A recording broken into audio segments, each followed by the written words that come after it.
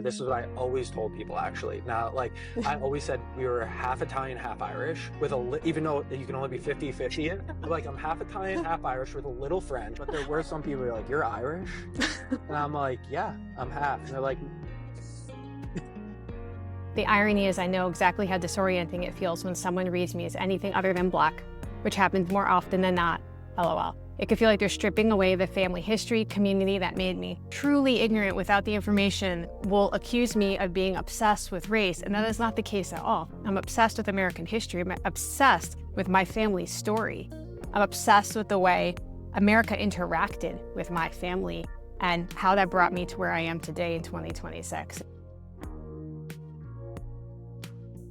Somebody on the AncestryDNA sub on Reddit just posted this week about being descended from free people of color from the Carolinas and from the Melungeons, and also descent from the Lumbee of North Carolina. And I want to go through her DNA that she chose to share and a little bit about her story, because one, I think the thing that's really interesting is most people just post, oh, I'm mixed race, like here's my thing. But she actually named 3 communities that she knows that she's connected to, not just through research, but through her family experience and story. And so I know she's been doing the work, and I really appreciate that. And I want to just prop her up for that. 2, the last names that she talks about are last names we talk about on this channel all the time, especially if you have Redbone or Melungeon. Ancestry, she talks about the Chavis family, the GIBSON family. People are talking about the Bunch family in the comments, the Collins family. So I think it would be really awesome to go through this to show you her DNA results and tell you a little bit about her story. Also, I'm including a clip of an interview I did with my brother Justin a couple years ago, talking about how he felt when our true family history came out. So stay tuned for that, because he is hilarious, and it was really fun to share that with you a few years ago. So if you missed it, you can check out this clip in this video. And if you would like to send me a coffee and drop me a little message, which people do, and I love it. I love reading those little messages. Go ahead and scan this QR code, or you can go to coffee.com/NYTN13. I would just love to hear from you.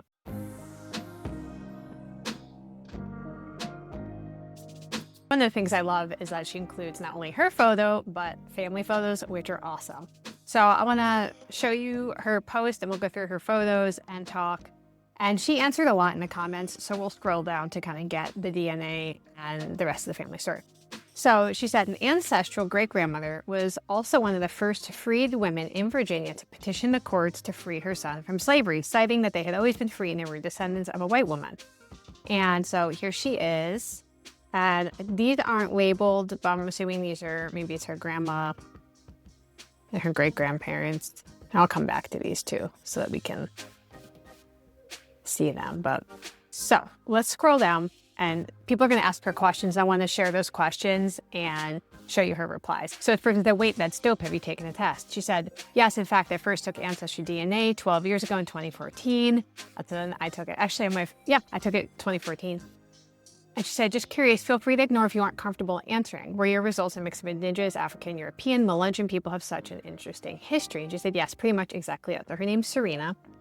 And it gave her 13% Nigerian, 7% Benin and Togo, 6% Ivory Coast, Ghana, 5% Central Nigeria, 4% Senegal, 3% Mali, 2% Central West Africa, and 2% Nigerian woodlands, 10% Western Bantu peoples, and 8% Cameroon.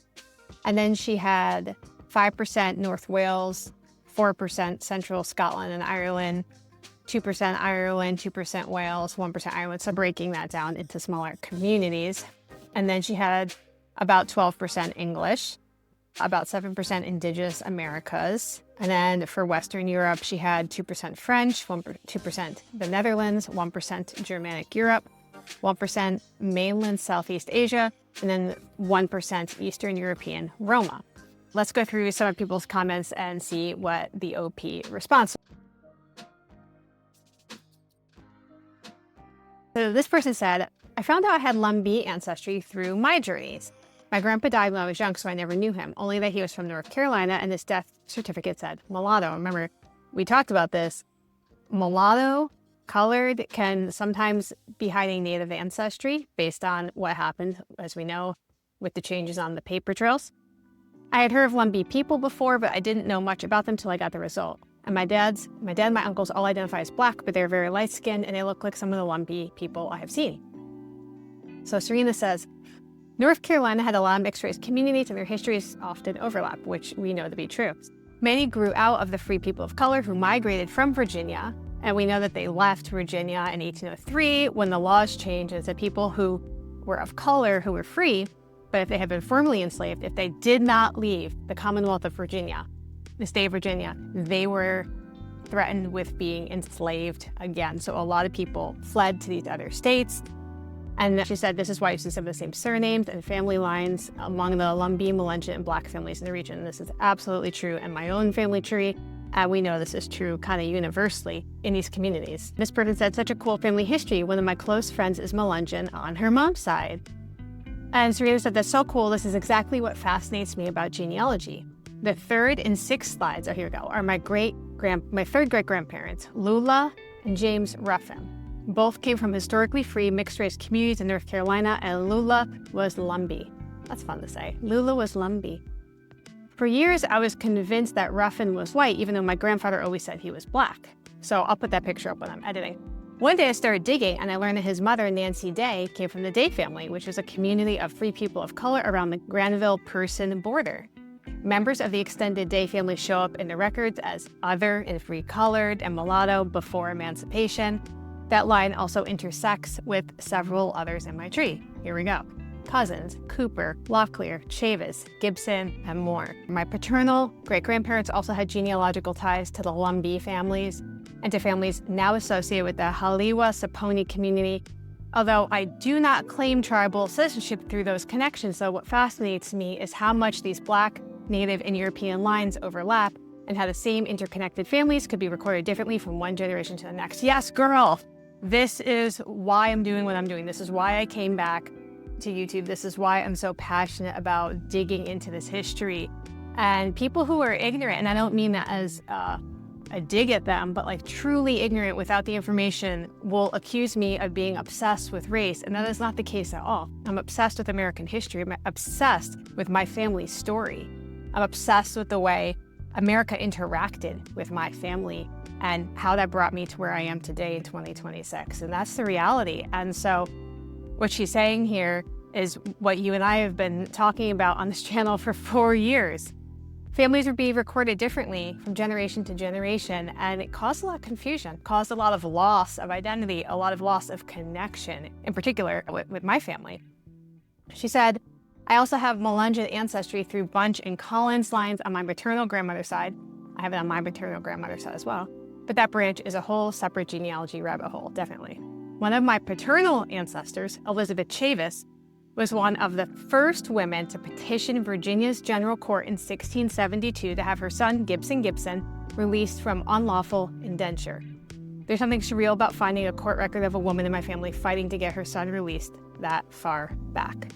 I do want to just pull up my ancestry tree really fast to show you how interconnected all of these families are before we keep going with her story. So this is my 7th great-grandmother. Yes, Elizabeth Charity Smith Cleaves Chavis. There's so many names packed into this one. But she was born in 1760 in Elizabeth, Virginia, and she died in Louisiana. And I have not really worked this tree out that much on this side. I plan on doing it maybe over the winter. And she was married to John Aaron Drake, and this family line is really exactly what Serena is talking about. So I have some stuff on her here. But there's a lot that needs to be figured out. Like, for instance, here, people have put Richard Chavis, African American. It's like, well, I need to dig into that. I need to dig into who he is. He was born in North Carolina. Again, a lot does stem out of North Carolina. I have not worked this part of my tree out yet, but I plan to. But just to show you that if you have family from North Carolina or Virginia, and they were part of the free people of color, you probably are connected to these surnames, I would bet, and I'd be curious to hear if you are. Now, she said you could still see all that history at our family reunions. My Aunt Sheila with deep brown skin and bone-straight hair down to her tailbone, cousins with fair skin and tight coils, eyes ranging from dark brown to gray-green. We're all Black, and those intertwined histories shaped our family's particular Black experience. Researching this changed how I hear my grandfather talking about our ancestors. I used to wonder why he called Ruffin a Black man when many people would read him as white, or why he described my great-grandfather, whom an outsider might have mistaken for a little old man from India, as Black too. The irony is I know exactly how disorienting it feels when someone reads me as anything other than Black, which happens more often than not, LOL. It can feel like they're stripping away the family history, community that made me. I understand now what my grandfather knew when he called those men Black. I see them differently now. I see the Blackness he saw with all the history and mixed ancestry that shaped our family. All right, I feel like I might cry. Because, in part, I'm so proud of her for doing the work and preserving it and sharing it this way, but also her experience is just so different than my family's was. And my husband and I will have these conversations because he does not see things the same as I do. And we're gonna do a video where we sit down on this couch and have it out in front of you guys. All in good fun. But we are gonna have a conversation about that. What I've told him is that if my mom's grandmother they had not felt like there was a danger in Louisiana for her being married to my great-grandfather who was Irish, who was white, and having those kids, then who she was would have been passed down. It would have been passed down to my Grammy and my mother, and I would have a real sense of my history. And I just think it's really interesting and strange and horrible in some ways that how you see yourself is really a product of what you were told. And yes, there is the element of what you experienced, and it's even worse when what you're told doesn't match the experience you have, which is something that my siblings and I have laughed about kind of our whole lives. Before we delved into our family history and took DNA tests and did all that, I might put a clip in here of one of my brothers telling that story. This is what I always told people, actually. Now, like, I always said we were half Italian, half Irish, with even though you can only be 50-50. Like, I'm half Italian, half Irish with a little French, but there were some people who were like, "You're Irish?" And I'm like, "Yeah, I'm half." And they're like, there's people sometimes will come up to me that don't know me at all, and like feel like speak with certitude, like, "You're this." I was like, one, why do you feel the obligation to come tell me? And why are you speaking with such certainty? But I don't know, maybe we have distinct features. We were kids. You can't keep everything under wraps. It trickled out. So then whatever came from Lola to Grammy to like mom, it is kind of like rocking your world a little bit when everything you thought was real isn't real.